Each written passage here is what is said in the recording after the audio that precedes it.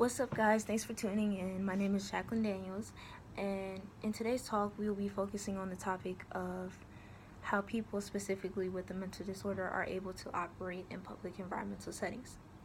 So, usually, when you think of someone with a mental disorder, you often connect them to a person who may be slurred in speech or may have a limpness of body or body movement, body is quite underdeveloped, or their ability to think and learn for themselves is slowly delayed. But in order to understand how this person with a mental condition is able to operate in a public setting, you have to understand first what the condition is that they have, how common is it in the area that you live in or the world around you, what symptoms identify with this mental disorder, and just some little known background information about it. So, the mental disorder that I want to focus on in today's talk is Down syndrome. And for those of you that are listening and don't know what Down syndrome is basically a person, a human, is born with 23 pairs of chromosomes that add up to 46. And so someone with Down syndrome is born with an extra pair of chromosome. And just a side given fact about it, this extra pair of chromosome is found on the 21st chromosome. But continue on, this adds up to a total of 47 chromosomes. And what this extra pair does is that it causes problems for how their body develops and also how they're able to learn. So, according to Centers for Disease Control and Prevention, approximately 1 in every 700 babies in America is born with Down syndrome, and 6,000 babies approximately per year are born with Down syndrome. Now, overall, babies born in America with Down syndrome, that's over 400,000 babies in America, and this makes Down syndrome the most chromosomal condition. In 1983, the average life expectancy for someone who had Down syndrome was to live up to the age of 25. Now the expectancy in America is to the age of 60, and I found that really interesting because you can see back then in 1983 how the life expectancy of someone with Down syndrome has dramatically changed or has drastically changed from now today's life expectancy is to live up to the age of 60. But anyway, so some of these symptoms that may identify with Down syndrome, it may be a decrease or poor muscle tone, flatness of facial profile around the nose. Facial profile in the nose.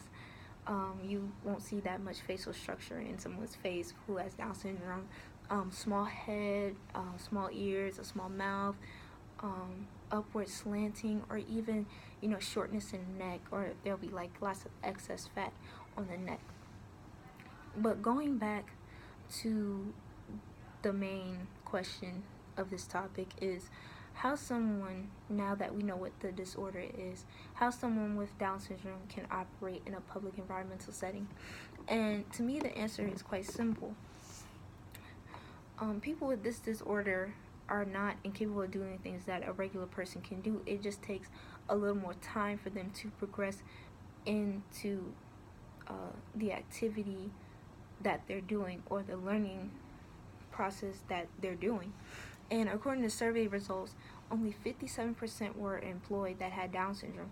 And although this constitutes the majority, adults with Down syndrome are largely employed in jobs that underutilize their skills.